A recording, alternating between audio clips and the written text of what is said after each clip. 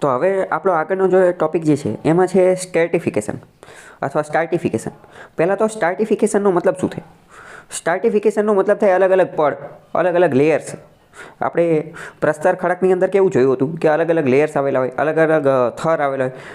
જે ખડક હોય તો એના અલગ અલગ થર હોય, તો બસ એ જ સ્ટાર્ટિફિકેશન. એક રીતે આપણે જોઈએ ફૂડ ચેઇન, તો ફૂડ ચેઇન આહાર કડી જે છે ને તો એમાં પણ સ્ટાર્ટિફિકેશન આવેલું હોય. કેમ? તો કે એક વનસ્પતિ એટલે કે પ્રોડ્યુસર્સ, એની નીચે વનસ્પતિને ખાવાવાળા કન્ઝ્યુમર્સ, તો આ અલગ અલગ સ્ટાર્ટિફિકેશન. ઇન શોર્ટ સ્ટાર્ટિફિકેશન કીવર્ડ યાદ રાખી લો. સ્ટાર્ટિફિકેશન કીવર્ડ એટલે શું? તો કે અલગ અલગ લેયર, અલગ અલગ થર આવેલા હોય એને સ્ટાર્ટિફિકેશન કહેવાય. તો મરીન ઇકોસિસ્ટમ, દરિયાની જે ઇકોસિસ્ટમ જે છે એની અંદર અલગ અલગ સ્ટાર્ટિફિકેશન, અલગ અલગ થર આવેલા હોય. કયા કયા? તો એક તો એફોટિક ઝોન, એક એબાઇસલ ઝોન અને એક બેન્થિક ઝોન. તો આ બધા ઝોન શું છે એ આપણે સમજવાનું છે, એના વિશે આપણને થોડો આઈડિયા હોવો જોઈએ. જો નીચે ફોટો આપેલો છે, સૌથી પહેલાં સમજો કે બેન્થિકનો મતલબ શું થાય? બેન્થિકનો મતલબ થાય ઊંડાણ. બેન્થિકનો મતલબ થાય ઊંડાણ. બેન્થિકનો મતલબ ઊંડાણ. તો એ ઊંડો ઝોન. આ જે ફોટો આપેલો છે ને એને જુઓ. આ હકીકતમાં ઓલામાં તો 3 જ ઝોન આપેલા છે, હકીકતમાં 4 ઝોન આવે. એક ફોટિક ઝોન, ફોટિકની ઝોન એ ફોટિક ઝોન આવે. ફિઝિક્સ ભૂગોળની ભાષામાં ફોટોનો મતલબ શું થાય? તો કે ફોટો શબ્દ જે છે ને એનો એક બીજો મતલબ થાય સૂર્યપ્રકાશ. સૂર્યના પ્રકાશ માટે શું શબ્દ વપરાય છે? તો કે ફોટો. તો ફોટિક ઝોન એટલે કયો ઝોન? ફોટિક ઝોન એટલે એ ઝોન કે જ્યાં સૂર્યપ્રકાશ પહોંચી શકે છે. તો જો 200 મીટરનો એરિયા છે, આપણે બહુ પહેલાં જિયોગ્રાફી ચલાવેલું હતું ત્યારે ચલાવેલું હતું કે 200 મીટર ઊંડે સુધી સૂર્યપ્રકાશ અંદર પ્રવેશ કરી શકે, બાકી ઓર અંદર જઈ શકે નહીં. તો 200 મીટર સુધીનો એરિયા જે છે એને શું કહેવાય? ફોટિક ઝોન. 200 મીટરથી નીચે જઈએ, ઊંડે જઈએ તો પછી સૂર્યપ્રકાશ પહોંચી શકે નહીં. તો પહોંચી ન શકે તો ફોટિકનો વિરોધી, ઇંગ્લિશમાં વિરોધી બનાવવા માટે એ ફોટિક, ઇંગ્લિશમાં વિરોધી બનાવવું હોય તો આગળ એ લગાવી દેવી ને એટલે વિરોધી બની જાય. તો એ ફોટિક ઝોન જે 200થી 4000 મીટર સુધી છે કે જ્યાં સૂર્યપ્રકાશ પહોંચી શકતો નથી. હવે પછી ડાયરેક્ટ સમજો કે બેન્થિક ઝોન. બેન્થિક ઝોનનો મતલબ શું થાય? તો કે બેન્થિક ઝોન એટલે કે એકદમ ઊંડાણવાળો વિસ્તાર. બેન્થિકનો મતલબ જ થાય ઊંડાણ. તો જે ઊંડાણવાળો વિસ્તાર છે એ, અને એ બંનેની વચ્ચેનો જે ઝોન જે છે એને કહેવાય એબાઇસલ ઝોન. એબાઇસલ ઝોન. તો તમારે શું યાદ રાખવાનું કે દરિયાની અંદર જાઓ તો પહેલાં ફોટિક ઝોન, સૂર્યપ્રકાશ પહોંચે છે એ ફોટિક ઝોન, સૂર્યપ્રકાશ નથી પહોંચતો એ. પછી લાસ્ટમાં બેન્થિક ઝોન અને એ બંનેની વચ્ચે એબાઇસલ ઝોન. ઓકે, ખ્યાલ આવ્યો? આટલામાં કંઈ ડાઉટ હોય તો પૂછો. તો the oceans are the cradle of life on earth. હકીકતમાં સમુદ્ર જે છે ને એ ક્રેડલ છે. ક્રેડલનો મતલબ શું થાય? ક્રેડલનો મતલબ થાય પાલઘર અથવા ઘોડિયા અથવા પારણું. ક્રેડલનો મતલબ શું થાય? પારણું, ઘોડિયું, પાલઘર, કે એવી જગ્યા. બાળક નાનું હોય તો પછી એને ઘોડિયામાં એમાં રાખવામાં આવતું હોય, બરાબર? જો નીચે લખેલું હશે પારણું. તો સમગ્ર પૃથ્વીનું જે ક્રેડલ હોય ને તો એ સમુદ્ર છે. એવું એટલા માટે કારણ કે એવું માનવામાં આવે છે કે સૌથી પહેલાં જો જીવસૃષ્ટિનો ઉદ્ભવ થયો હશે ને તો એ જમીન ઉપર નહીં પરંતુ ઓશિયન, સમુદ્રમાં થયો હશે, બરાબર? પણ હવે આ તો બધા અલગ અલગ કહે, પણ આપણે આવું કહીએ છીએ તો આપણે આ માની લેવાનું કે સૌથી પહેલાં જો સજીવ સૃષ્ટિનો ઉદ્ભવ થયો હશે તો એ સમુદ્રમાં થયો હશે. સૌથી પહેલાં કયું સજીવાયેલું હતું? તો સૌથી પહેલાં એકકોષી સજીવાયેલા હતા. અમીબા અને પેરામિશિયમ ને એ બધા એકકોષી. પછી ધીમે ધીમે બધા બહુકોષીય સજીવો આવવા લાગ્યા. તો પ્રશ્ન પૂછાઈ જાય વિધાનવાળા વાક્યમાં કે ઓશિયન્સ જે છે are cradle of the life on earth. પૃથ્વી ઉપરનું જે જીવન જે છે, પૃથ્વી ઉપરનું જીવન, એના ક્રેડલ જે છે એ સમુદ્ર છે. તો વિધાન સાચું પડી જશે. બીજું મોસ્ટ ઇમ્પોર્ટન્ટ, દરિયા જે છે મરીન ઇકોસિસ્ટમ એની અંદર બાયોડાયવર્સિટી ઘણી વધારે પ્રમાણમાં હોય છે. Highest level of biodiversity. જમીન અને દરિયો બંનેની સરખામણી કરીએ બાયોડાયવર્સિટી વધારે ક્યાં હશે?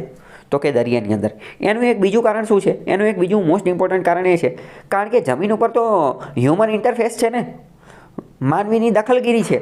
દરિયામાં જમીનની સરખામણીમાં એટલી બધી દખલગીરી છે નહીં, બરાબર? એટલે એના કારણે હાઈએસ્ટ લેવલ ઓફ બાયોડાયવર્સિટી સમુદ્રમાં જોવા મળે છે, મરીન ઇકોસિસ્ટમની અંદર જોવા મળે છે. ઓકે, ખ્યાલ આવ્યો? ચલો હવે નીચે ઇકોસિસ્ટમ આપેલી છે, એના અલગ અલગ પ્રકાર છે, આપણે ઓલરેડી જોઈ ચૂક્યા છીએ, બરાબર? તમે જાતે કહો કે ટેરેસ્ટ્રિયલ જે છે, ટેરેસ્ટ્રિયલમાં કયા કયા આવશે એના પ્રકાર? ટેરેસ્ટ્રિયલ ઇકોસિસ્ટમ છે ફોરેસ્ટ, ગ્રાસલેન્ડ, ડેઝર્ટ. એક્વાટિક એટલે કે દરિયા પ્રકારની, પાણી પ્રકારની. એક્વાટિકના વળી પાછા બે ભાગ પડે, નોન સેલાઇન અને સેલાઇન. સેલાઇન એટલે ખારાશવાળા, તો કે સેલાઇન લેક, એસ્ચ્યુરી, ઓશિયન. અને નોન સેલાઇનમાં પોન્ડ, લેક, વોટરફોલ. મેનમેડ પણ આવી શકે, દરિયો, મેનમેડની અંદર શું આવે તો કે એગ્રીકલ્ચર એક્ટિવિટી માટે ફાર્મ બનાવેલું છે, બગીચો બનાવેલો છે, સ્પેસશીપ, એક્વેરિયમ એટલે આપણે ઘરે જે માછલી કરો હોય એ, બરાબર. તો એ બધી વસ્તુ આવતી હોય છે, બરાબર. નીચે બધા ઝોનને બધું આપેલું છે, ઝોનને એના આંકડા અને એ ક્યાં આવેલા છે એને ક્રમમાં ગોઠવવાનું તમને પૂછી શકે છે. આંકડા બધાને યાદ નથી રાખવાના, ખાલી જે ફોટિક ઝોન જે છે કે 200 મીટર સુધીનો એ એક ખાસ તમને ખબર હોવી જોઈએ, બરાબર. આટલામાં કંઈ ડાઉટ હોય તો પૂછો. ચલો આગળ છે ઇકોલોજીકલ ઇમ્બેલેન્સ. તો ઇકોલોજી એટલે શું પહેલાં તો ખ્યાલ છે તમને?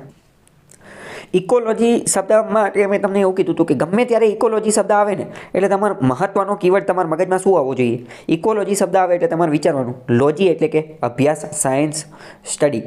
કોનું અધ્યયન છે તો કે ઓર્ગેનિઝમ, સજીવ અને એની આસપાસના એન્વાયરમેન્ટ, પર્યાવરણનું. સજીવ અને એની આસપાસનું પર્યાવરણ જે છે એ બંનેનો અભ્યાસ એને ઇકોલોજી કહેવાય, બરાબર. તો આ વસ્તુ, આ વ્યાખ્યા તમારા મગજમાં આવી જોઈએ. હવે બીજું એમ કહે છે ઇકોલોજીકલ ઇમ્બેલેન્સ. તો આ શબ્દથી તમે કંઈ સમજો ખરા? ઇકોલોજીકલ ઇમ્બેલેન્સ એનાથી તમને કંઈ આઈડિયા આવે શબ્દ વાંચી? ઓકે ચલો. તો કે ઇમ્બેલેન્સ એટલે કે અસમતુલા. કે ઇકોલોજી જે છે એ સામાન્ય રીતે બેલેન્સમાં હોય, સમતુલનમાં હોય. કઈ રીતે સમતુલનમાં હોય? ફોર એક્ઝામ્પલ આપણે આહાર કડી જોઈ હતી કે ઘાસ જે છે ઘાસને હરણ ખાશે, હરણને સિંહ ખાશે, બરાબર. તો આ એક રીતે બેલેન્સની અંદર છે. પણ માની લો કે ઘાસ ગાયબ થઈ ગયું તો હરણ પણ ગાયબ થઈ જશે. હરણ ગાયબ થઈ ગયા તો સિંહને પણ વાંધો પડશે.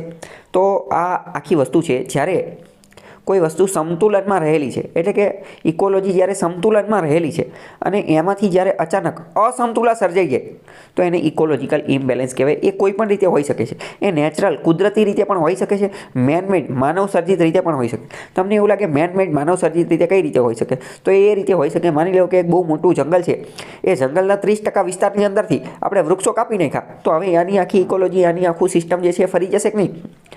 બની શકે કે એ 30% જંગલ જે આપણે કાપી નાખ્યા, બરાબર, એ જગ્યાએ પાણીને એવું બધું હોય, એ જગ્યાએ જે સજીવો રહેતા હશે એની ઉપર બીજા સજીવો નભતા હશે, બરાબર.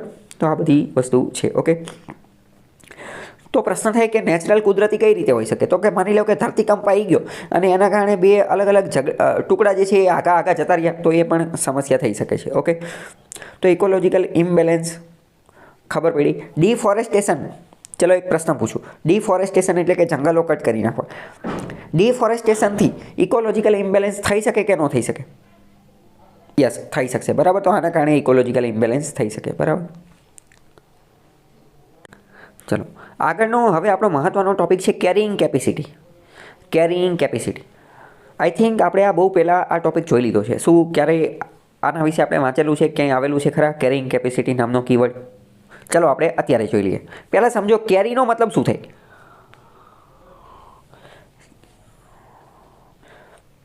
હા, CARING, કેરિંગનો મતલબ કાળજી, એ અલગ છે. આ CARRY છે, CARR છે. આ છે કેરિંગ જે છે, આ કેરિંગનો મતલબ એવું કહી શકાય કે ખેંચવું, એક જગ્યાએથી બીજી જગ્યાએ લઈ જવું, અથવા વહન જે છે, વહન કરવું, એક જગ્યાએ બીજી જગ્યાએ લઈ જવું, એને તો વહન કરવું કહેવાય ને. તો કેરી એટલે શું? તો કે સાચવવું, એને લઈ જવું, એક જગ્યાએથી બીજી જગ્યાએ જે છે એ લઈ જવું, બરાબર. કેરી. કેપેસિટી એટલે ક્ષમતા. તો કેરિંગ કેપેસિટી એટલે વહન ક્ષમતા. ગુજરાતીમાં કેવું હોય તો વહન ક્ષમતા. હવે કેરિંગ કેપેસિટી એટલે શું એ આપણે સમજીએ. ગણિતની અંદર અમુક વાર પ્રશ્ન આવતા હોય કે એક કોઠારની અંદર 100 માણસોને ખાઈ શકાય એટલું અનાજ છે. જો 20 નવા માણસો ઉમેરવામાં આવે તો અનાજ કેટલા દિવસ ચાલશે? આવા પ્રશ્નો આવતા હોય. ખ્યાલ છે કે નથી ખ્યાલ? તો હકીકતમાં કોઈ ગોદામની અંદર 100 માણસોને 10 દિવસ ચાલે એટલું અનાજ છે. તો આ જે અનાજ રહ્યું ને કે 100 માણસોને 10 દિવસ ચાલે એટલું અનાજ, આને કેરિંગ કેપેસિટી કહેવાય. કેરિંગ કેપેસિટી એટલે કે વહન બોજ ક્ષમતા. એટલે કે આ જે 100 માણસો 10 દિવસ સુધી ખાવાનું ખાઈ શકશે. તો હવે માની લો કે 100માંથી માણસો વધી જાય તો શું થાય? દિવસો વધશે કે ઘટશે? તો કે દિવસોમાં ઘટશે. કેરિંગ કેપેસિટી કેવી થશે? ઘટશે. તો બસ એ જ રીતે આખી પૃથ્વી, સમગ્ર પૃથ્વી જે છે એની પણ કંઈક કેરિંગ કેપેસિટી તો હશે ને, કે સમગ્ર પૃથ્વી ઉપર કેટલા સજીવો રહી શકે? અત્યારે પૃથ્વી ઉપર 7 કે 8 બિલિયન લોકો રહે છે. 7 કે 8 અબજ લોકો રહે છે. તો દરેક વસ્તુની એક એક્સપાયરી ડેટ હોય. દરેક વસ્તુ જે છે એની કંઈક ક્ષમતા તો હોય ને, તો આ પૃથ્વી જે છે એ કેટલી વસ્તુને જે છે એ એનો બોજ ઉઠાવી શકે. એક ઘર છે તો માની લો કે એમાં 5 જણા રહી શકે, 10 જણા, એની કેપેસિટી અનુસાર. તો પૃથ્વીની પણ કંઈક કેપેસિટી હશે ને, તો આ ઘટનાને કેરિંગ કેપેસિટી કહેવાય. પહેલી વસ્તુ તો કે પૃથ્વીની અમુક કેરિંગ કેપેસિટી હોય અમુક માણસોને લઈને. બીજી વસ્તુ તો શું સેમ એ જ વસ્તુ જંગલની અંદર પણ ન બની શકે કે કોઈ જંગલ છે, માની લો કે એમેઝોન રેઇન ફોરેસ્ટ, એમેઝોનના વરસાદી જંગલ, તો એની પણ કોઈ કેરિંગ કેપેસિટી હોઈ શકે કે ન હોઈ શકે? તો કે રાઈટ, એની પણ હોઈ શકે કે આટલા જંગલના વિસ્તારની અંદર કેટલા સજીવો રહી શકે, આટલા વિસ્તારની અંદર કેટલા સજીવો જે છે રહી શકે. ઘણી બધી વાર એવું થતું હોય છે કે અમુક વિસ્તાર હોય ને, અમુક જંગલ, તો એ વિસ્તારની અંદર અમુક વન્ય પ્રાણીઓ એનું પ્રમાણ વધી જતું હોય છે, એની સંખ્યા જે છે ને એ વધી જતી હોય છે. તો એની સંખ્યા વધી જતી હોય તો હવે જો એની સંખ્યા વધી ગઈ તો એ જે આખી ઇકોસિસ્ટમ રહી એની કેરિંગ કેપેસિટી એને કેરી નહીં કરી શકે. તો આવા કેસની અંદર વન્ય પ્રાણીઓ અમુક વાર ક્યાં જતા રહેતા હોય? ત્યાંથી ભાગી અને બીજા વિસ્તારની અંદર જતા રહેતા હોય. એના કારણે અમુક વાર મેન એનિમલ કોન્ફ્લિક્ટ પણ થતું હોય છે. ઇન શોર્ટ અહીંયા આપણે સમજવાનું છે carrying capacity. Carrying capacity keyword સમજાણો કે પૃથ્વીની એ કેપેસિટી, પૃથ્વી કેટલા માણસોનો વહન બોજ ખમી શકશે એને આપણે કહીએ કેરિંગ કેપેસિટી. સેમ આ જ વસ્તુ દરેક ઇકોસિસ્ટમને લાગુ પડે. દરિયાને, જંગલને, ઘાસના મેદાનની અંદર, એ બધી જ જગ્યાએ આ વસ્તુ લાગુ પડે છે. ઓકે, ખ્યાલ આવ્યો કે ન આવ્યો? કેરિંગ કેપેસિટીમાં કંઈ ડાઉટ હોય તો પૂછો. નીચે એક ફોટો આપેલો છે કે કેરિંગ કેપેસિટી તો is the maximum number of individual for a particular species in environment can carry or sustain. એટલે કે એક પર્યાવરણની અંદર કેટલી સ્પીસીસ એક હારે રહી શકે, મેક્સિમમ કેટલા લોકો રહી શકે. મેક્સિમમ આપણે ગણિતમાં જોયું કે 10 દિવસ માટે 100 માણસોને રહી શકે ને એટલો ખોરાક છે. તો કેરિંગ કેપેસિટી કેટલી થઈ ગઈ? કેરિંગ કેપેસિટી 100 થઈ ગઈ. તો કે એક જંગલની અંદર કેટલા સજીવો રહી શકે એક જંગલની અંદર, તો એને કેરિંગ કેપેસિટી કહેવાય. ચલો, મેં એક મૂવી હતું, મૂવીનું નામ મને અત્યારે યાદ નથી, હોલિવૂડનું હતું. એમાં એક પિતા, એક પુત્ર, માતા પિતા અને એક છોકરી, આ 3 જણા જે છે ને એ સ્પેસશીપમાં ગયા હોય છે, અવકાશની અંદર જતા રહ્યા હોય છે. અને એમાં ઓક્સિજનનું લેવલ હોય છે. હવે ઉપર તો ઓક્સિજન છે ને, આપણે હારે ઓક્સિજન લઈ જવો પડે, ઓક્સિજન હારે લઈ જાઓ તો ત્યાં તો ઓક્સિજનની પણ કિંમત હોય. જેમ જેમ આપણે હવામાં શ્વાસમાં લેતા જઈએ એમ ઓક્સિજન ઘટતો જાય, આપણે જે બાટલા લઈ ગયા હોઈએ. તો એના માતા પિતા જે છે ને એને જોયું કે એમનું બાળક, તો એમની પુત્રી તો હજી નાની હતી.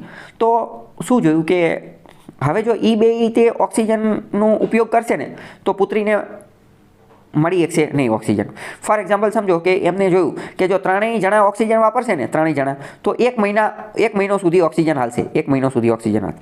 અને બીજી વસ્તુ, એ માતા પિતા તો મોટી ઉંમરના છે તો એમને ઓક્સિજન પણ વધારે જોશે. એટલે એમને નક્કી કર્યું કે હાલો અમે 2 મરી જઈએ. તો એ બે મરી ગયા. તો હવે જે પુત્રી બચી એને વધારે ઓક્સિજન મળશે ને, એને શું મળશે? વધારે ઓક્સિજન મળશે. તો આ શું થયું? કેરિંગ કેપેસિટી થઈ. ખ્યાલ આવ્યો? કેરિંગ કેપેસિટી મતલબ કે મેક્સિમમ કેટલા સજીવો જે છે અહીંયા જીવી શકશે, મેક્સિમમ જેટલા સજીવો જીવી શકે એને કેરિંગ કેપેસિટી કહેવાય. જ્યારે ઓક્સિજન લઈ અને પહાડ ઉપર ચડવાનું હોય તો ત્યારે પણ સેમ આ જ વસ્તુ લાગુ પડતી હોય છે. બરાબર? તો ઇન શોર્ટ કેરિંગ કેપેસિટીમાં તમારે શું યાદ રાખવાનું કે મેક્સિમમ કેટલી પોપ્યુલેશન રહી શકે, મેક્સિમમ જેટલા લોકો રહી શકે ને એની કેરિંગ કેપેસિટી કહેવાય. આપણે જોયું કે પૃથ્વી જે છે ને, પૃથ્વી માટે એવું માનવામાં આવે છે કે પૃથ્વી જે છે ને એની કેરિંગ કેપેસિટી 1 બિલિયન લોકોની છે, 1 બિલિયન લોકોની. આવું કહે છે અલગ અલગ રિસોર્સિસના આધારે. બરાબર? તો એનો મતલબ શું કે 1 બિલિયન લોકો પૃથ્વી ઉપર રહી શકે. તો કે અત્યારે તો કેટલા છે? તો કે અત્યારે તો કે 7-8 બિલિયન છે, 7-8 બિલિયન. તો મતલબ કે અત્યારે ઓલરેડી પૃથ્વીની કેરિંગ કેપેસિટી જે છે ને એની કરતાં વધારે રહી છે. અત્યારે ઓવરબર્ડન છે, ઓવર પોપ્યુલેશન છે, અત્યારે વધારે લોકો રહે છે. અને એટલે તો ઓલું જે મૂવી છે ને એ મૂવીની અંદર એ તો દર્શાવેલું છે. શું દર્શાવેલું છે કે થેનોસ જે છે એ સમગ્ર પૃથ્વીની બધી પોપ્યુલેશન જે છે એને ઘટાડી દેવા માંગે છે, એને અડધી કરવા માંગે છે. બરાબર? કેરિંગ કેપેસિટી એટલે મેક્સિમમ કેટલા લોકો રહી શકશે. હવે મતલબ કે મેક્સિમમ લોકો કે એની ફૂડને ધ્યાનમાં રાખી અને એનું હેબિટેટ, એના વિસ્તારને ધ્યાનમાં રાખી, વોટરને, પાણીને અને બધી જે જીવન જરૂરિયાતની જે વસ્તુઓ જે છે એને ધ્યાનમાં રાખી અને જે રહે એ. બરાબર? પૃથ્વીની કેરિંગ કેપેસિટી મેં તમને કીધું 1 બિલિયનની આજુબાજુની ને એ બધું. Okay. Excessive population growth can lead to the failure of the ecosystem. સાચી વાત કે ખોટી વાત? એક્સેસિવ પોપ્યુલેશન ગ્રોથ એટલે કે જો વસ્તી વધારો થઈ જશે, વસ્તી ઘણી બધી વધી જશે તો આખી ઇકોસિસ્ટમ જે છે એ ફેલ થઈ જશે. સાચી વાત કે ખોટી વાત? તો કે હા સાચી વાત છે. કેમ? કારણ કે વધુને વધુ વસ્તી વધી જશે, વધુને વધુ વસ્તી વધી જશે તો આ કેરિંગ કેપેસિટીમાં પ્રોબ્લેમ થઈ જશે ને. અને તો પછી એક સમય એવો પણ આવી શકે કે આખી ઇકોસિસ્ટમ ફેલ થઈ જાય. ફોર એક્ઝામ્પલ આપણે સમજીએ કે એક પાણી છે, પાણી 100 લીટરનું પાણી છે, 100 લીટરનું પાણી, બરાબર, અને 1000 સજીવોને એ પાણી થઈ રહે એમ છે, બરાબર. પણ હવે માની લો કે 1000ની બદલે 2000 આવી ગયા, 2000 સજીવો થઈ ગયા, તો પાણી વહેલા હાર પતી જશે. પાણી વહેલા હાર પતી જશે તો એક સમય એવો આવશે કે બધા ભૂખ્યા તરસ્યા જે છે એ મરી જશે, તો આખી ઇકોસિસ્ટમ ફેલ થઈ જશે. આગળનો એક કીવર્ડ છે બાયોટિક પોટેન્શિયલ.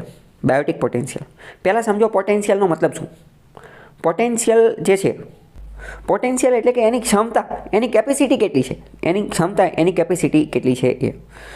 ફોર એક્ઝામ્પલ, આપણે જમવા બેઠા હોઈએ તો કોઈ વ્યક્તિ હોય એનું પોટેન્શિયલ 5 રોટલી ખાવાનું હોય, કોઈ વ્યક્તિ હોય, બરાબર, તો એનું 4 રોટલી, 2 રોટલી, 3 રોટલી અલગ અલગ. તો આ શું થયું? આ એનું એક રીતે પોટેન્શિયલ થયું. કોઈ વ્યક્તિ 10મા 12મા ધોરણમાં ભણતું હોય તો આપણે શિક્ષકને ખબર પડી જાય કે આનું પોટેન્શિયલ પ્રથમ નંબર લાવવાનું છે, પ્રથમ નંબર લાવવાનું છે. અમુકની એક્ટિંગ સ્કિલ જોઈ અને પહેલેથી જ ખબર પડી જાય કે આની અંદર એક્ટર બનવાનું પોટેન્શિયલ રહેલું છે, બરાબર. આનું જીપીએસસી પાસ કરવાનું, યુપીએસસી પાસ કરવા માટેનું પોટેન્શિયલ રહેલું છે. પોટેન્શિયલ એટલે ક્ષમતા. તો બાયોટિક એટલે કે જૈવિક. તો હવે બાયોટિક પોટેન્શિયલ, જૈવિક ક્ષમતાથી તમે શું સમજો? કંઈ વિચાર આવે કે નહીં બાયોટિક પોટેન્શિયલ શબ્દ વાંચીએ ને? ચલો, તો બાયોટિક પોટેન્શિયલનો મતલબ એમ થાય કે કોઈ એક સજીવ છે એ મેક્સિમમ કેટલું રિપ્રોડક્શન કરી શકશે, પોતાની જેવા અન્ય બીજા કેટલા સજીવો જે છે એ પ્રજનન દ્વારા ઉત્પન્ન કરી શકશે કોઈ પર્યાવરણની અંદર. મતલબ કે એક સિંહ છે તો એ બીજા કેટલા સિંહને જન્મ આપી શકશે. આપણે મનુષ્યની અંદર વસ્તીની દ્રષ્ટિએ આની માટેનો શબ્દ છે total fertility rate. Total fertility rate. Total fertility રેટનો મતલબ શું થાય? ટોટલ ફર્ટિલિટી રેટનો મતલબ થાય કે એક મહિલા, એક ફિમેલ પોતાના સમગ્ર જીવનકાળ દરમિયાન કુલ કેટલા બાળકોને જન્મ આપી શકશે એને કહેવાય ટોટલ ફર્ટિલિટી રેટ. જો કોઈ દેશનો ટોટલ ફર્ટિલિટી રેટ 2.1 હોય, 2.1, તો એનો મતલબ એમ થાય કે કોઈ મહિલા પોતાના સમગ્ર જીવનકાળ દરમિયાન 2.1 બાળકોને જન્મ આપશે. અને જો કોઈ દેશનો ફર્ટિલિટી રેટ 2.1 હોય તો એનો મતલબ એમ કે એની અત્યારે જેટલી વસ્તી છે ને એટલી જ જળવાઈ રહેશે. અત્યારે 10 લાખની વસ્તી છે તો 10 લાખની વસ્તી જ રહેશે, બરાબર. અને જો 2.1 કરતાં ફર્ટિલિટી રેટ ઘટશે, માની લો કે 2.1ની બદલે 1.9 થઈ ગયો, તો એનો મતલબ શું થશે? એ દેશની વસ્તી વધશે કે ઘટશે કે એટલી ને એટલી જળવાઈ રહેશે? વિચારીને કહો તો, બરાબર. તો આવા કેસની અંદર વસ્તીની અંદર ઘટાડો થશે, વસ્તીમાં ઘટાડો થશે. સમજાણું કે ન સમજાણું? તો હવે મેક્સિમમ રિપ્રોડક્ટિવ કેપેસિટી જે રહી એને બાયોટિક પોટેન્શિયલ કહેવામાં આવે, બરાબર. જે ટોટલ ફર્ટિલિટી રેટ રહી એને આ એન્વાયરમેન્ટની ભાષાની અંદર બાયોટિક પોટેન્શિયલ કહેવામાં આવે. આ જે બાયોટિક પોટેન્શિયલ જે છે એને આર વડે દર્શાવવામાં આવે છે. આર એટલે રિપ્રોડક્શન, એટલે કે પ્રજનન, એટલે કે એક સજીવ પોતાના જીવ બીજા કેટલા સજીવ ઉત્પન્ન કરે છે એને આર વડે દર્શાવવામાં આવે છે. જો કોઈ પર્યાવરણની અંદર આ આર જે છે એનું પ્રમાણ વધી જાય, આરનું પ્રમાણ વધશે તો એનો મતલબ શું? વસ્તી વધી જશે. આરનું પ્રમાણ વધશે તો વસ્તી વધશે, અને વસ્તી વધશે તો એવું બની શકે કે એ આખી ઇકોસિસ્ટમ સસ્ટેઇન ટકી શકશે નહીં, બરાબર. અને એનો ગ્રોથ જે છે એ રૂંધાઈ જશે અને આવી જગ્યાએ કેરિંગ કેપેસિટી લિમિટેડ થઈ જશે, બરાબર. શું કહે છે કે energy flow in organism is an ecosystem is unidirectional. એટલે કે કોઈ પણ ઇકોસિસ્ટમની અંદર એનર્જી ફ્લો, ઉર્જાનો જે ફ્લો જે છે, ઉર્જાનો ફ્લો એ સજીવોની અંદર યુનિડિરેક્શનલ, એક જ દિશામાં ચાલતું હોય છે, એક જ દિશામાં. સાચી વાત કે ખોટી વાત? સાચી વાત છે, એક જ દિશામાં ચાલતું હોય. કેમ? કારણ કે સૂર્યમાંથી ઉર્જા આવે વનસ્પતિમાં, વનસ્પતિમાંથી ઉર્જા આવે પ્રાણીમાં, એ પ્રાણીમાંથી બીજા અન્ય પ્રાણીઓમાં, કે એ રીતે ચાલતું. આનું ઊંધું ન ચાલે. એવું ન ચાલે કે વનસ્પતિમાંથી ઉર્જા જાય સૂર્યમાં, એટલે યુનિડિરેક્શનલ. આ વાત બિલકુલ સાચી છે. આપણે એનર્જીનો પિરામિડ જ્યારે સમજેલા હતા ત્યારે આ વસ્તુ ડિટેલમાં સમજેલા હતા. ઓકે, ચલો. હવે બીજો એક નીચે ક્વેશ્ચન આપેલો છે, બરાબર. એના આધારે એને તમારે ડીલ કરવાનો છે. પ્રોડ્યુસર એટલે કે ઉત્પાદન કરતા, પ્રાઇમરી કન્ઝ્યુમર એટલે કે પ્રાથમિક ઉપભોક્તા, કન્ઝ્યુમ એટલે કે ઉપભોગ કરતા હોય, સેકન્ડરી કન્ઝ્યુમર એટલે કે પ્રાઇમરી કરતાં ઉપરનું જે બીજું કન્ઝ્યુમ કરતા હોઈએ, અને ટર્શિયરી કન્ઝ્યુમર, બરાબર. તો હવે નીચે આપેલું છે ગ્રાસ હોપર એટલે જે તીતી ઘોડો એ જે હોય, બરાબર. સ્નેક એટલે કે સાપ, ગ્રાસ એટલે કે ઘાસ, અને ફ્રોગ એટલે કે દેડકો. તો આમાંથી કયું છે, બરાબર? ગ્રાસ હોપર, સ્નેક, ગ્રાસ અને ફ્રોગ એને ફિટ કરવાનું છે. કયું પ્રોડ્યુસર છે, કયું પ્રાઇમરી કન્ઝ્યુમર છે, કયું સેકન્ડરી કન્ઝ્યુમર છે અને કયું ટર્શિયરી છે, એ તમારે કહેવાનું છે. ચલો, સૌથી પહેલાં પ્રોડ્યુસરમાં શું આવશે વિચારીને કહી શકો ખરા? પ્રોડ્યુસરમાં આવશે ગ્રાસ. કેમ? કારણ કે પ્રોડ્યુસર એ જ વ્યક્તિ બની શકે, એ જ વસ્તુ બની શકે જે ફોટોસિન્થેસિસ કરતું હોય, જે પ્રકાશ સંશ્લેષણ કરતું હોય. તો પ્રોડ્યુસર કોણ કોણ હોઈ શકે? એક તો કાં વનસ્પતિ હોઈ શકે અને કાં તો એલ્ગી એટલે કે લીલ હોઈ શકે અને અમુક પ્રકારના બેક્ટેરિયા હોઈ શકે. બાકી તો સામાન્ય રીતે વનસ્પતિ અને એલ્ગી એટલે કે લીલ બે જ હોઈ શકે, બીજું કોઈ હોઈ શકે નહીં. એલ્ગી એટલે લીલ એટલે કે શેવાળ, એની માટે બીજો શબ્દ છે શેવાળ પણ છે. ઓકે, તો હવે પ્રાઇમરી કન્ઝ્યુમરની અંદર કોણ આવશે? પ્રાઇમરી કન્ઝ્યુમરની અંદર આવશે ગ્રાસહોપર. બરાબર, એટલે કે જે વનસ્પતિને જે ખાતું હોય એ આવશે ગ્રાસહોપર, તીતીઘોડો. બરાબર. સેકન્ડરી કન્ઝ્યુમરની અંદર કોણ આવશે? સેકન્ડરી કન્ઝ્યુમરની અંદર આવશે ફ્રોગ એટલે કે ડેડકો. અને ટર્શિયરી કન્ઝ્યુમરની અંદર કોણ આવશે? સ્નેક એટલે કે સાપ. એક વસ્તુ આની ઉપરથી આપણે ફાઇનલ કહી શકીએ કે જે ટર્શિયરી કન્ઝ્યુમર હશે ને, ટર્શિયરી કન્ઝ્યુમર એ હંમેશા પ્રિડેટર જ હશે. પ્રિડેટરનો મતલબ શું થાય? પ્રિડેટરનો મતલબ માંસાહારી અથવા શિકારી, જે બહુ મોટો શિકારી હોય એ, બહુ મોટું શિકારી એને કહેવાય પ્રિડેટર. તો વિધાન એવું આપી દે કે ટર્શિયરી કન્ઝ્યુમર હંમેશા પ્રિડેટર જ હશે. વાત સાચી પડશે, ખોટી પડશે? ઓકે, હા, એ વાત બિલકુલ સાચી પડશે. કેમ? કારણ કે જે રીતનું એનર્જી ફ્લો અને ફૂડ ચેઇન, ફૂડ વેબ જે છે, ટર્શિયરી કન્ઝ્યુમર હંમેશા એ જ હોય. બરાબર. હવે આપણે થોડું સમજીએ અમુક કીવર્ડ્સ. એક આવે ઓટોટ્રોપ્સ અને એક આવે હેટરોટ્રોપ્સ. અને એક આવે હેટરોટ્રોપ્સ. ઓટો એટલે જાતે, ઓટોટ્રોપ્સ એટલે કે પોતાનો ખોરાક જાતે બનાવનાર. જે પોતાનો ખોરાક જાતે બનાવતો હોય એને કહેવાય ઓટોટ્રોપ્સ. ઓટો એટલે જાતે, ટ્રોપ એટલે કે પોષણ અથવા ખોરાક. ટ્રોપનો મતલબ થાય પોષણ અથવા ખોરાક. તો ઓટોટ્રોપ્સ કોણ કોણ હોઈ શકે? તમે કહી શકો ખરા? જે પોતાનો ખોરાક જાતે બનાવતા હોય તો એ કોણ હોઈ શકે એવું તમારા ધ્યાનમાં? Yes, right. બરાબર. તો એ એક રીતે ઓટોટ્રોપ, એને જ આપણે પ્રોડ્યુસર કહી શકીએ. ઓટોટ્રોપને જ આપણે પ્રોડ્યુસર કહી શકીએ. તો કે હા, કહી શકાય ને, ઓટોટ્રોપને પ્રોડ્યુસર કહી શકીએ. તો એ કોણ છે? તો કે પ્લાન્ટ છે, એલ્ગી છે, અમુક પ્રકારના બેક્ટેરિયા પણ હોઈ શકે અને ફાઇટોપ્લેન્કટન જે છે એ પણ હશે. ફાઇટોપ્લેન્કટન આપણે જોઈ લીધું. બરાબર. ફાઇટોપ્લેન્કટન શું છે? એ સમુદ્રની વનસ્પતિ છે. હવે હેટરોટ્રોપ્સનો મતલબ શું? તો હેટરોટ્રોપ્સ એટલે કે જે પોતાનો ખોરાક જાતે નથી બનાવતા એ. એટલે કે આને આપણે એક રીતે કન્ઝ્યુમર્સ કહી શકીએ, ઉપભોક્તા, કે જે બીજે એ ખોરાક બનાવેલો છે એ ખાશે. જેમાં સૌથી મોટું ઉદાહરણ આવશે મનુષ્ય. બરાબર. તમામ પ્રકારના પ્રાણીઓ, ફંગસ એટલે કે ફૂગ, પ્રોટોઝોઆ એટલે કે પ્રજીવ, બેક્ટેરિયા, આ બધા આવશે. ઓકે, આટલું ખબર પડી? હવે નીચે આવી જાઓ. બીજા 2-3 કીવર્ડ આપણે સમજીએ. VORE, વોરનો મતલબ શું થાય? VORE, war. ઇંગ્લિશમાં કોઈ પણ વોર નામનો કીવર્ડ આવે તો સમજવાનું કે આ ખાવાની વાત કરે છે. VORE, વોરનો મતલબ શું? ઇંગ્લિશમાં વોરનો મતલબ ખાવાની વાત કરે છે. તો હર્બીવોર્સ, હર્બી એટલે કે હર્બ એટલે કે જે પૌધા, વનસ્પતિ પૌધા ખાય છે તો એને હર્બીવોર્સ કહેવામાં આવે. એટલે કે એક રીતે વેજીટેરિયન છે. બરાબર. હર્બીવોર્સ એટલે શું? હર્બીવોર્સ એટલે કે તૃણાહારી. એકદમ દેશી ભાષામાં કેવું હોય તો તૃણાહારી. બીજો એક શબ્દ આવે કાર્નિવોર્સ. તો કાર્નનો મતલબ શું થાય? કાર્નીનો મતલબ થાય માંસ. તો કાર્નિવોર્સ એટલે શું થાય? માંસાહારી. અને ઓમનીવોર્સ, કોઈ પણ જગ્યાએ ઇંગ્લિશની અંદર ઓમની શબ્દ આવી જાય ને, ઓમની, તો સમજવાનું કે બંનેની વાત કરે છે. એમાં બંને આવી જાય. ઓમનીનો મતલબ શું થાય? બંને આવી જાય. ઓમની એટલે બંને આવી જાય. તો કે ઓમનીવોર્સ એટલે કે તૃણાહારી અને માંસાહારી બંને. એટલે કે જે બંને ખાતું હોય. ઓકે, ખ્યાલ આવ્યો? તો આ કીવર્ડ આપણને ખબર પડી જાય, શબ્દ ઉપરથી ખબર પડી જાય. પણ મોસ્ટ ઇમ્પોર્ટન્ટ આપણને શું જોવાનું છે? ઇંગ્લિશ માટે મહત્વનું છે. ઇંગ્લિશમાં ઓમની શબ્દ આવે તો અંદાજ લગાવવાનું કે આ બંનેવાળું હશે. કાર્ની શબ્દ આવે તો માંસ હારે લેવા દેવા હોય. વોર્સ શબ્દ આવે તો ખાવા હારે લેવા દેવા હોય. બરાબર, સમજાણું? ચલો, આગળ એક વિધાન પૂછેલું છે. The primary consumer is always carnivores. જે પ્રાઇમરી કન્ઝ્યુમર હશે, પ્રાથમિક ઉપભોક્તા, એ હંમેશા કાર્નિવોર્સ, માંસાહારી હશે. સાચી વાત કે ખોટી વાત? તો કે ખોટી વાત છે. કેમ ખોટી વાત છે? કારણ કે જે પ્રાઇમરી કન્ઝ્યુમર હશે તો પ્રાઇમરી કન્ઝ્યુમર તો કોણ હશે? પ્રાઇમરી કન્ઝ્યુમર તો એ હશે કે જે વનસ્પતિને ખાતું હશે એ. અને જો એ વનસ્પતિને ખાતું હોય તો એ કાર્નિવોર્સ ક્યાંથી હોઈ શકે? બરાબર. એટલે આ વાત ખોટી છે. પ્રાઇમરી કન્ઝ્યુમર જે છે એ કેવું હોઈ શકે? તો કે પ્રાઇમરી કન્ઝ્યુમર જે છે ને એ તો હર્બીવોર્સ હોઈ શકે. હર્બીવોર્સ ઇઝ ઓલવેઝ હર્બીવોર્સ હોત તો સાચું પડે. ઓકે, ખ્યાલ આવ્યો? ચલો, બીજું એક વિધાન પૂછેલું છે. ધ સેકન્ડરી કન્ઝ્યુમર ઇઝ ખાલી જગ્યા લાર્જ કાર્નિવોરસ કે સ્મોલ કાર્નિવોરસ કે હર્બીવોર્સ કે ઓટોટ્રોપ્સ. સેકન્ડરી કન્ઝ્યુમર જે છે એ કયું હોઈ શકે? સેકન્ડરી કન્ઝ્યુમર એટલે કોણ? તો કે જે પ્રાઇમરી કન્ઝ્યુમરને ખાતું હોય એ. તમારે ચેન યાદ કરવાની મગજમાં. જે પ્રાઇમરી કન્ઝ્યુમરને ખાતું હોય એ સેકન્ડરી કન્ઝ્યુમર. તો સેકન્ડરી કન્ઝ્યુમર જે છે એ કેવું હશે? લાર્જ કાર્નિવોર્સ હશે, સ્મોલ કાર્નિવોર્સ હશે, હર્બીવોર્સ હશે કે ઓટોટ્રોપ્સ હશે? વિચારીને કહો તો. તો સેકન્ડરી કન્ઝ્યુમર જે છે ને એ સ્મોલ કાર્નિવોરસ હશે, નાનું પ્રાણી હશે, નાનું પ્રાણી. લાર્જ કાર્નિવોરસ એ તો ટર્શિયરીની અંદર આવશે ને, લાર્જ કાર્નિવોરસ જે છે એ તો ટર્શિયરીની અંદર આવશે. ટર્શિયરી જે છે એ છેલ્લામાં છેલ્લી છે. સિંહ જે છે સિંહ, તો સિંહ શું છે તો કે સિંહ તો ટર્શિયરીની અંદર આવશે, સિંહ ટર્શિયરી. અને સ્મોલ કન્ઝ્યુમર જે છે, સેકન્ડરી કન્ઝ્યુમર. તો માની લો કે સેકન્ડરી કન્ઝ્યુમર શું હોઈ શકે?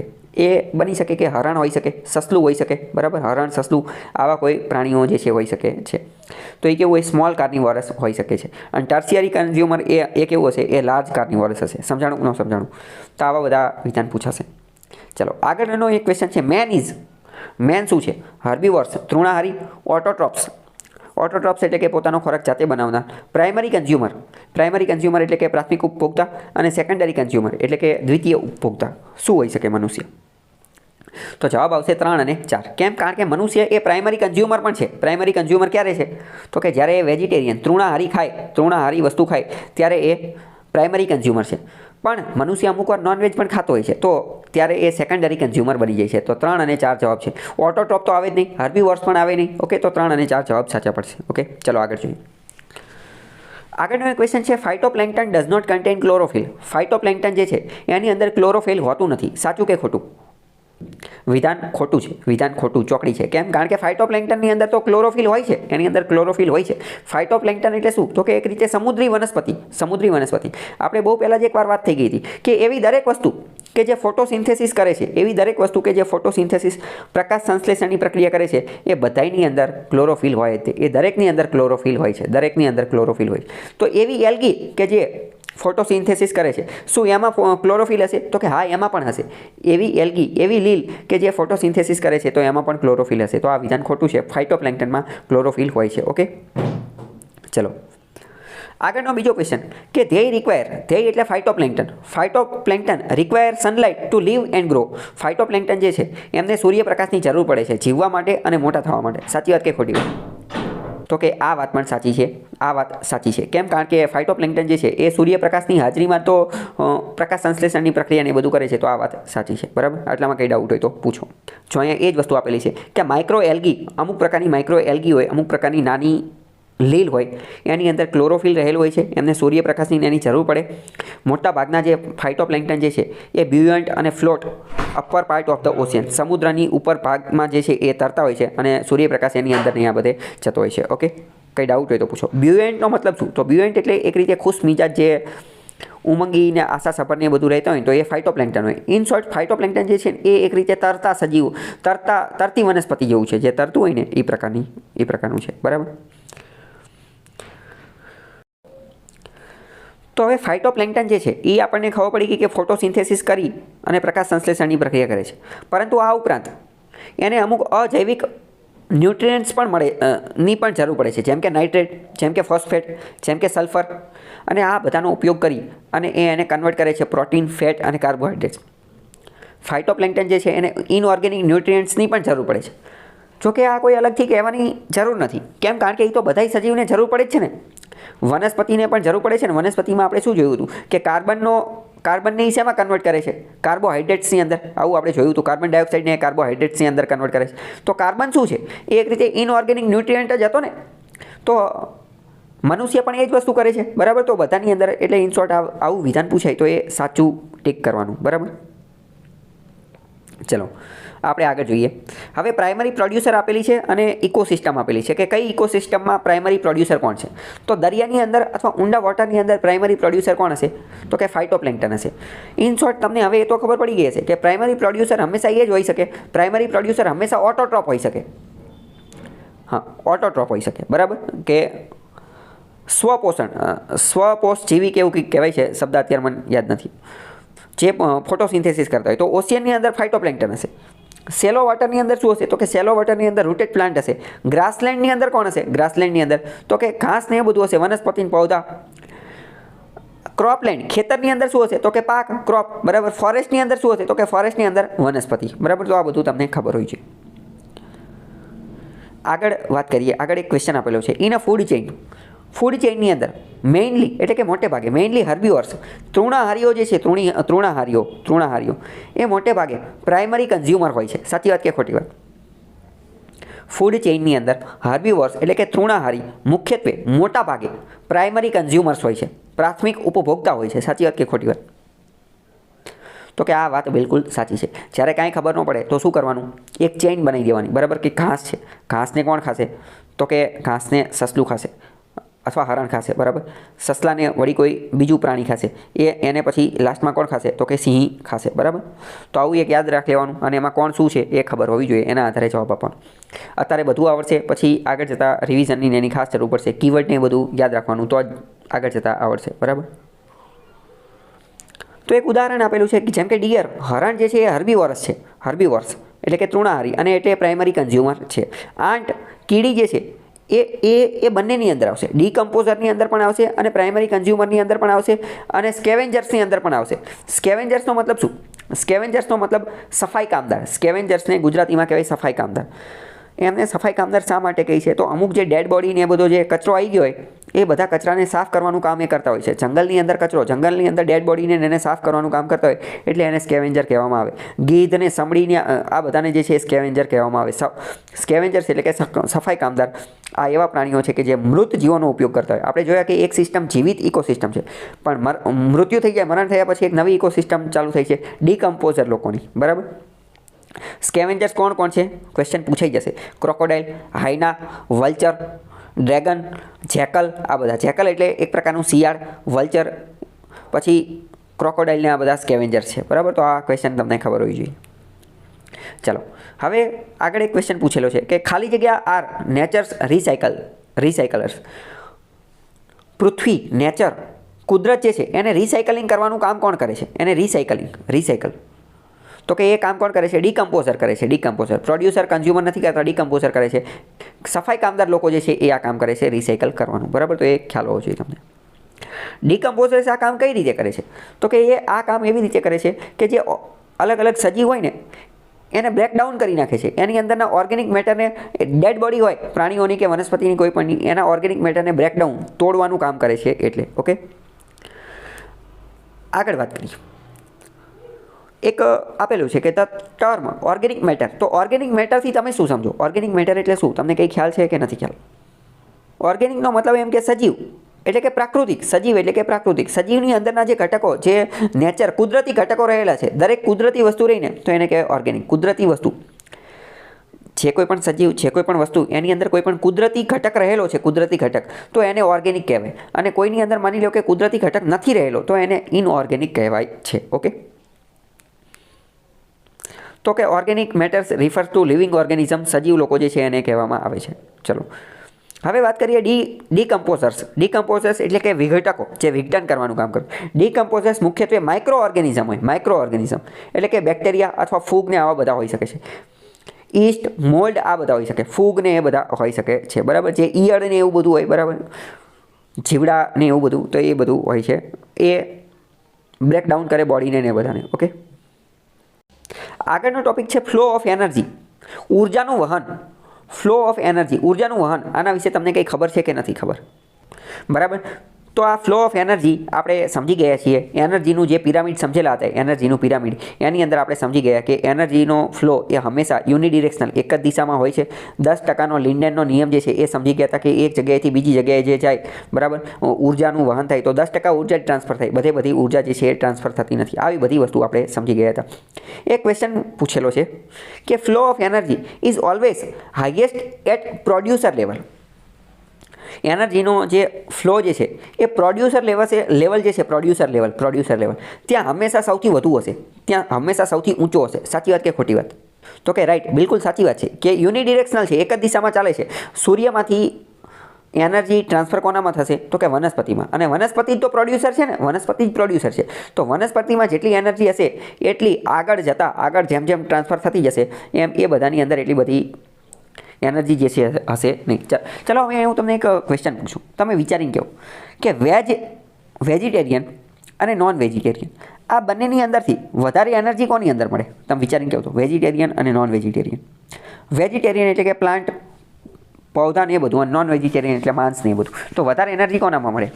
તો કે વેજીટેરિયનની અંદર, બરાબર? આપણે આ બહુ પહેલાં પણ આ વાત ડિસ્કસ થઈ ગઈ છે જ્યારે પિરામિડ ચલાવેલો હતો. અને કોઈ એવું કહે કે હું ન માનું તો લિન્ડેનનો એનર્જીનો સિદ્ધાંત જે છે એ સાબિત કરી દે છે. ફ્લો ઓફ એનર્જી એના આધારે ખબર પડી જાય છે. બરાબર.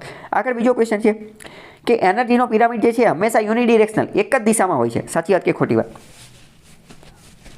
તો કે હા, એ વાત પણ સાચી છે. બીજું એવું કે પિરામિડ ઓફ એનર્જીનો પિરામિડ એ હંમેશા અપવર્ડ સીધો જ હોય છે, ઊંધો હોતો નથી. સાચી વાત કે ખોટી વાત? તો કે હા, એ વાત પણ સાચી છે. આ બધું આપણે એનર્જીનો પિરામિડ જે સમજી ગયા હતા એની અંદર આપણે આ બધી વસ્તુ સમજી ચૂકેલા છીએ. બરાબર, કે સૂર્યમાંથી ને એ બધામાંથી આવે ને એ બધું. ઓકે, ચાલો આગળ એક બીજો ક્વેશ્ચન પૂછેલો છે કે પ્રથમ સજીવમાંથી બીજા સજીવમાં જ્યારે ઉર્જા ટ્રાન્સફર થાય તો ઉર્જાનું પ્રમાણ હંમેશા એક સરખું રહે છે, એક સમાન ઉર્જા રહે છે. સાચી વાત કે ખોટી વાત? તો કે ખોટી વાત. તો શું થશે? શું થશે? ઉર્જા ઘટશે. બરાબર. કેટલી? 90% ઉર્જા ગુમાવી દેશે. 90% ઉર્જા ગુમાવી દેશે. માત્ર 10% જ ટ્રાન્સફર થશે. માત્ર 10% ઉર્જા ટ્રાન્સફર થશે. આવું કોણે કીધું? લિન્ડેને કીધેલું હતું. બરાબર. તો આ બધા MCQ ને એ બધું પૂછાય છે. બીજું, ઉર્જાનો જે સિદ્ધાંત છે એમાં અમુક ઉર્જા જે છે એ વાતાવરણની અંદર ગુમાવવાનું ને એવું બધું ગાયબ પણ થઈ જતી હોય છે. હવે સમજીએ કે બાયોસ્ફિયર એટલે શું? તો કે biosphere is the sum of total of all ecosystem present in the earth. હવે થર્મોડાયનેમિક્સના અમુક સિદ્ધાંત છે. અમુક નિયમો છે. તો થર્મોડાયનેમિક્સનો પહેલો નિયમ શું કહે છે? થર્મોડાયનેમિક્સનો પહેલો સિદ્ધાંત એવો કહે છે કે ઉર્જા પ્રોડ્યુસ ઉત્પન્ન થઈ શકતી નથી કે ડેસ્ટ્રોય નાશ થઈ શકતી નથી. ઉર્જા ઉત્પન્ન થઈ શકતી નથી કે નાશ થઈ શકતી નથી. ઉર્જા માત્ર એક ફોર્મમાંથી બીજા ફોર્મમાં જઈ શકે છે, એક રૂપમાંથી બીજા રૂપમાં જઈ શકે છે. એ ઉત્પન્ન ન થઈ શકે કે નાશ ન થઈ શકે. તો કે હા, આ વાત બિલકુલ સાચી છે. જેમ કે આપણે જોયું કે સમગ્ર પૃથ્વી ઉપર ઉર્જા ક્યાંથી આવે છે? સમગ્ર પૃથ્વી ઉપર ઉર્જા સૂર્યમાંથી આવે છે. સૂર્યમાંથી ઉર્જા ક્યાં જાય છે? વનસ્પતિમાં, વનસ્પતિમાંથી પ્રાણીઓમાં, અને એમાંથી ધીમે ધીમે બધી જતી રહે છે. તો થર્મોડાયનેમિક્સનો પહેલો નિયમ એવું કહે છે કે energy can neither be created nor be destroyed. Energy can be changed from one form to another form. ઉત્પન્ન ન થાય, નાશ ન થાય, એક ફોર્મમાંથી બીજા ફોર્મમાં જતી રહે.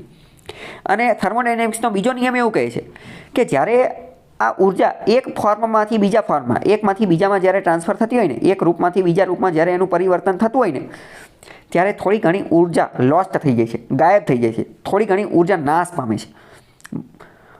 બધી ઉર્જા 100% ટ્રાન્સફર થતી નથી. અમુક ઉર્જા નાશ પામે છે હીટના સ્વરૂપે, ગરમીના સ્વરૂપે અથવા બીજા કોઈ સ્વરૂપે. ઓકે, ખ્યાલ આવ્યો કે ન આવ્યો? તો આ વિધાનમાં કે એમાં એકદામાં પૂછાઈ જશે કે મેગ્નિટ્યુડ ઓફ એનર્જી ઓલવેઝ ખાલી જગ્યા increase decrease when passes from one topic to another. એટલે કે ઉર્જા જ્યારે એક ટોપિકમાંથી બીજા ટોપિકમાં જશે, એટલે કે એક સ્તરમાંથી બીજા સ્તરમાં જ્યારે જશે, ત્યારે હંમેશા એમાં વધારો થશે કે ઘટાડો થશે? વિચારીને કહેતો. ઉર્જા એક સ્તરમાંથી બીજા સ્તરમાં જશે ત્યારે હંમેશા એમાં વધારો થશે કે ઘટાડો થશે? હંમેશા એમાં ઘટાડો થશે. ડિક્રીઝ, હંમેશા એમાં ઘટાડો થશે. કેમ? કારણ કે થર્મોડાયનેમિક્સનો રૂલ પણ એવું કહે છે કે અમુક હીટ સ્વરૂપે અમુક ઉર્જા ગાયબ થઈ જશે. આપણે લિન્ડેનના નિયમથી પણ જોઈ લીધું અને એ બધી વસ્તુ પણ જોઈ લીધી. ઓકે, તો ખ્યાલ હોવો જોઈએ તમને. 10% વાળો નિયમ અહીંયા આપેલો છે. રેયમોન્ડ લિન્ડમેન 1942ની અંદર આ સિદ્ધાંત આપેલો હતો. રેયમોન્ડ લિન્ડમેન. બરાબર. Tropic level. તો કે 4 અલગ અલગ પ્રકારના ટ્રોપિક લેવલ છે. હકીકતમાં આ 4 ટ્રોપિક લેવલ આપણે જોઈ જ લીધા છે. 4 અલગ અલગ પ્રકારના ટ્રોપિક લેવલ છે. પહેલું ટ્રોપિક લેવલ કયું? તો કે પ્રોડ્યુસર, કે જેને ઓટોટ્રોપ કહેવાય, કે જે પ્લાન્ટ આવી જાય અને એલ્ગી આવી જાય. બરાબર. ફર્સ્ટ ટ્રોપિક લેવલ એ પ્રોડ્યુસર છે. ખ્યાલ છે કે નથી ખ્યાલ? આપણે જોઈ લીધું કે નહીં? બરાબર. જ્યારે સેકન્ડ ટ્રોપિક લેવલ કયું છે? તો કે સેકન્ડ ટ્રોપિક લેવલ જે છે એ કન્ઝ્યુમર છે. પણ કન્ઝ્યુમર 2 પ્રકારના હોય, એટલે આને કહી દીધા પ્રાઇમરી કન્ઝ્યુમર, કે જેને હર્બીવોર્સ કહે છે.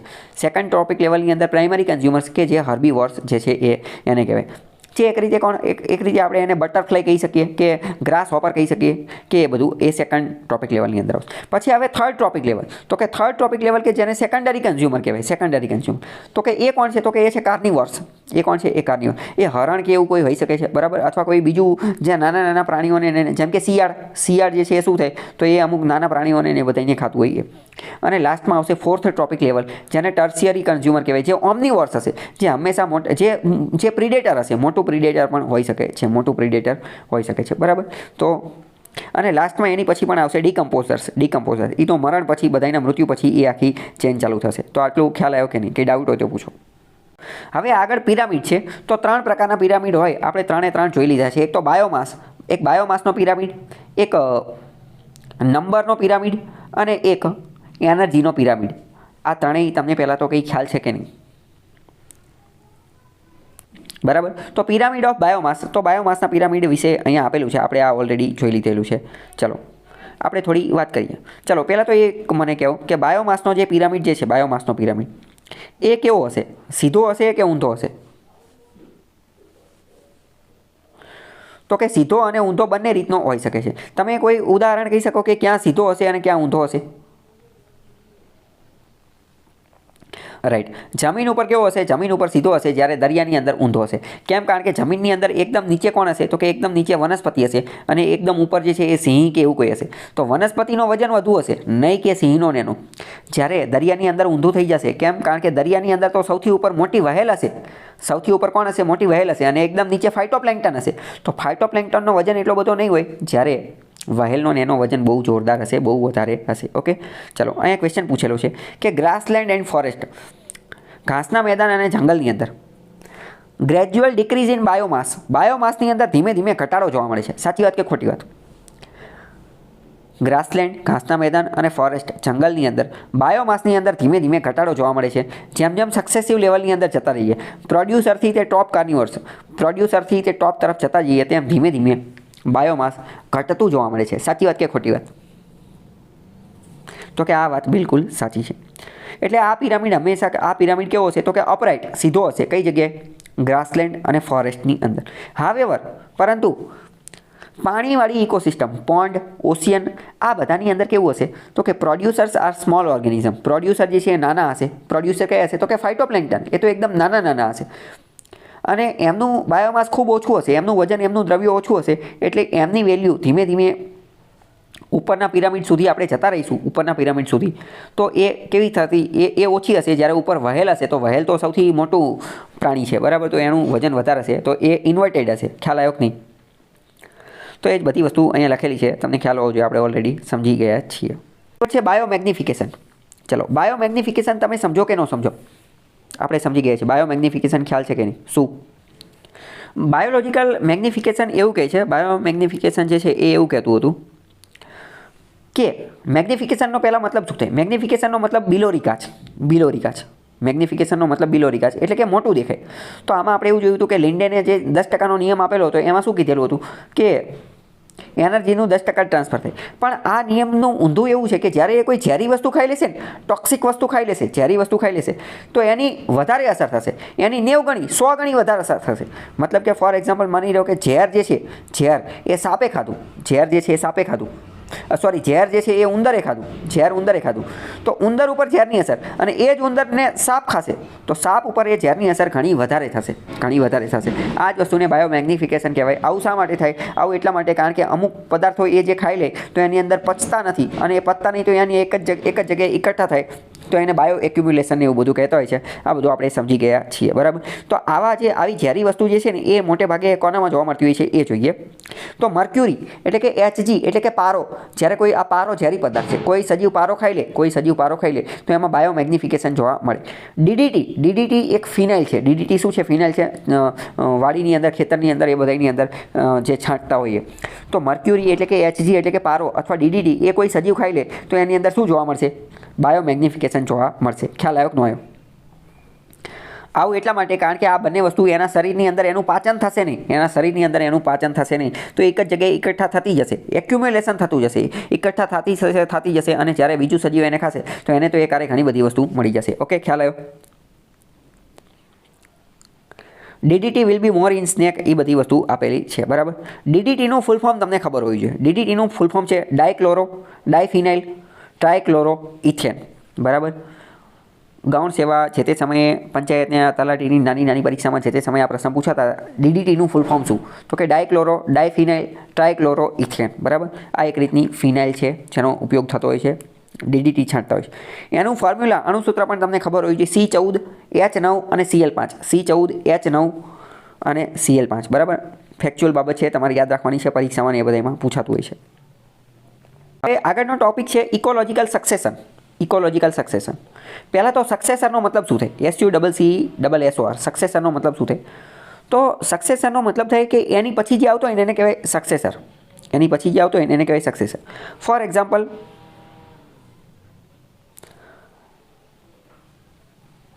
ચંદ્રગુપ્ત મૌર્ય બરાબર. તો ચંદ્રગુપ્ત મૌર્ય પહેલો રાજા હતો મૌર્ય વંશનો. એની પછી કોણ આવ્યું? એની પછી આવ્યો બિંદુસાર. તો ચંદ્રગુપ્ત જે છે ને, ચંદ્રગુપ્ત એનો સક્સેસર એ કહેવાય બિંદુસાર. સક્સેસરને એક રીતે કેવું હોય તો કહી શકાય વારસદાર, એનો વારસદાર. ચંદ્રગુપ્ત પછી બિંદુસાર. હવે બિંદુસારનો સક્સેસર કોણ હતો?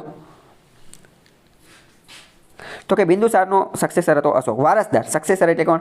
વારસદાર બરાબર. મતલબ કે એની પછી જે આવેલું હોય, તો એની પહેલાં આવેલું હોય એને શું કહેવાય? તો એની પહેલાં જે આવેલું હોય એને કહેવાય પ્રિડેસેસર. પણ અત્યારે આપણે એની જરૂર નથી, એ હિસ્ટ્રીમાં ને એમાં જરૂર પડે. અત્યારે આપણે આની જરૂર છે સક્સેસર, તો એની વાત કરીએ. સક્સેસર એટલે કોણ? તો કે વારસદાર, એની પછી જે આવેલું હોય એ. તો અમુક વાર ઇકોલોજીકલ સક્સેસર જોવા મળે, ઇકોલોજીકલ સક્સેશન જોવા મળે. તો કે એ કઈ રીતે? તો પહેલાં તો આપણે વાત કરીએ કે પૃથ્વી જે છે એમાં પહેલાં તો કોઈ સજીવ હતો જ નહીં ને. પહેલાં તો કોઈ જંગલ બંગલ હતું નહીં. પૃથ્વી એક ધધકતો ગોળો હતી. તો આ બધું તો ધીમે ધીમે જ બનેલું છે. તો માની લો કે અત્યારે કોઈ એક વિસ્તાર છે, ત્યાં ઘણો બધો કચરો છે. અત્યારે શું છે? કોઈ વિસ્તાર છે કે જ્યાં કચરો છે, કચરાપેટી છે, ડમ્પ સાઇટ છે, કચરો છે, ડમ્પ સાઇટ છે. શું એ ડમ્પ સાઇટ જે છે ત્યાં જંગલ બનાવી શકાય ખરા? ત્યાં જંગલ બની શકે ખરું? તમે વિચારીને કહો. તો કે હા, આપણે પ્રયત્ન કરીએ તો બની જ શકે, પ્રયત્ન કરીએ તો બની શકે. તો માની લો કે આપણે પહેલાં એ બધું સાફ સફાઈ કરાવી નાખી અને અહીંયા એક ઝાડ ઉગાડ્યું, પછી ધીમે ધીમે બીજું ત્રીજું ઘણા બધા ઝાડ ઉગી ગયા. તો ઘણા બધા વૃક્ષો આવી જશે, તો જંગલ આવી જશે. તો શું થશે? ઘણા બધા પશુઓ અને પક્ષીઓને એ બધું પણ આવી જશે. તો આ જ વસ્તુને ઇકોલોજીકલ સક્સેશન કહેવાય. નીચે ફોટો આપેલો છે, બરાબર. એકદમ વેરાન જમીન છે, કોઈ ખાલી જમીન જ છે, બીજું કાંઈ છે નહીં. જમીન જ છે, બીજું કાંઈ નથી. તો જમીનની અંદર શું થયું? ધીમે ધીમે ઘાસ ઉગવા લાગ્યું. પછી એની આજુબાજુમાં ધીમે ધીમે વૃક્ષો ઉગવા લાગ્યા, મોટા વૃક્ષો. પછી ધીમે ધીમે એ જ વૃક્ષો ઘટાદાર વૃક્ષો થવા લાગ્યા અને ઘણા બધા વૃક્ષો બની ગયા અને પછી એક બહુ મોટું જંગલ બની ગયું. તો આ ધીમે ધીમે આ જે વસ્તુ થઈ આને શું કહેવાય? Ecological succession. ઇકોલોજીનું એક રીતે વારસદાર થયું. સમજાણું કે ન સમજાણું? બરાબર. તો હવે આ આખી ઘટનાને ઇકોલોજીકલ સક્સેશન કહેવાય. ઇકોલોજીકલ સક્સેશનની અંદર જ્યારે સૌથી પહેલી કોઈ પ્રજાતિ ઉગે ને, તો એને કહેવાય પાયોનિયર સ્પીસીસ. કેવી કહેવાય? Pioneer species. પાયોનિયરનું ગુજરાતી પણ એ જ થાય. પાયોનિયરનું ગુજરાતી થાય શરૂઆતનું, જે શરૂઆતના તબક્કાનું હોય ને એને કહેવાય પાયોનિયર. તો જે શરૂઆતમાં જે પ્રથમ પ્રજાતિ જે ઉગે ને એને કહેવાય પાયોનિયર સ્પીસીસ. ચલો હવે હું તમને એક ક્વેશ્ચન પૂછું કે પાયોનિયર સ્પીસીસ રહી એ વેરી હાર્શ, અમુક ખતરનાક, અમુક એક્સ્ટ્રીમ આવી કન્ડિશનની અંદર પણ જીવિત રહી શકે છે. આ વિધાન સાચું કે ખોટું? તો કે આ વિધાન સાચું છે. કેમ? કારણ કે પાયોનિયર સ્પીસીસ એટલે શું? કે જે શરૂઆતમાં પહેલા તબક્કાની અંદર જે ઉગતી હોય નહીં, તો જ્યારે પહેલા તબક્કામાં જ્યારે ઉગશે તો ત્યારે તો હજી અહીંયા કંઈ હશે જ નહીં ને. એક રીતે સમજો કે ત્યારે તો હજી અહીંયા કચરાપેટી હશે, ત્યારે હજી અહીંયા કંઈ પણ વસ્તુ બનેલું હશે નહીં. એક આ કચરો છે અને એની પછી જંગલ બની ગયું. તો જંગલની અંદર તો સર્વાઈવ કરવું સહેલું છે. કેમ? કારણ કે જંગલની અંદર તો એને બધું મળી રહેશે. શું બધું? એટલે કે તો કે ઝાડ, ઓક્સિજન, પીવા માટે પાણી, ફળ, આવી બધી વસ્તુ, ઉર્જા બધું મળી રહેશે. પણ હજી તો અહીંયા તો કચરો છે બધો. કચરામાંથી તે જીવન ટકાવી રાખવું તો એ તો બહુ અઘરી વસ્તુ કહેવાય. તો એ પાયોનિયર સ્પીસીસ કેવી હશે? તો કે એ બહુ ડેન્જર હશે. એ એવી સ્પીસીસ હશે કે જે ખતરનાક કન્ડિશનની અંદર પણ રહી શકે. તો એને કહેવાય પાયોનિયર સ્પીસીસ. તમને ખ્યાલ હશે કે આપણા જે કમાન્ડો અને આર્મીના બધા હોય તો એમને ટ્રેનિંગ આપવામાં આવે. એવી ટ્રેનિંગ આપવામાં આવે કે હાર્શ ટ્રેનિંગ આપવામાં આવે કે એ બહુ ખતરનાક પરિસ્થિતિ હોય ને એની અંદર પણ એ રહી શકે અને એ બધાની અંદર પણ એમને જે છે એ જીવન જીવી શકે અને ટકી શકે. એની માટે આ બધું કામ જે છે એ કરવામાં આવે. તો પાયોનિયર સ્પીસીસ ખબર પડી કે નહીં? બીજું ચિત્ર આપેલું છે પ્રાઇમરી સક્સેશન. તો જો એ જ વસ્તુ આપેલી છે કે પ્રાઇમરી સક્સેશન આપેલું છે, બરાબર. કે સૌથી પહેલાં એક ખાલી પથ્થરો હશે, એ પથ્થર ઉપર આવી અને લાઇકેન આવી જશે, પછી નાના પ્લાન્ટ આવી જશે, પછી ઘાસ ને એવું બધું આવી જશે અને ધીમે ધીમે બહુ મોટું વૃક્ષ ને એ બધું બની જશે. ઇન શોર્ટ પાયોનિયર, ઇન્ટરમીડિયેટરી અને ક્લાઇમેક્સ, બરાબર. તો હવે આપણે અમુક એન્વાયરમેન્ટલ મૂવમેન્ટ જોઈ લઈએ, પર્યાવરણીય ચળવળો જોઈ લઈએ. તો એક તો ચિપકો મૂવમેન્ટ થઈ હતી ઉત્તરાખંડની અંદર, ગઢવાલ ડિસ્ટ્રિક્ટની અંદર, ગઢવાલ હિમાલય જે કહેવાય એને, ગઢવાલ જિલ્લાની અંદર. ગૌરા દેવી દ્વારા આનું આયોજન કરવામાં આવ્યું હતું. 1974ની અંદર આ ઘટના થયેલી હતી હિમાલયના વૃક્ષોને બચાવવા માટે, બરાબર. ચિપકો મૂવમેન્ટ, કારણ કે આ ગૌરા દેવીની બધા જે છે એ વૃક્ષનો એને ચીપકીને હગ કરી અને બાદ ભીડી અને રહી ગયા હતા એટલે, બરાબર. તો આ તમને ખબર હોવી જોઈએ, આ ફેક્ચ્યુઅલ બાબત છે. અને એના કારણે તે ફોરેસ્ટ રાઇટ્સ, જંગલના અધિકારોનો મુદ્દો જે છે એ ચર્ચામાં આવેલો હતો. તો આ તમને ખ્યાલ હોવો જોઈએ.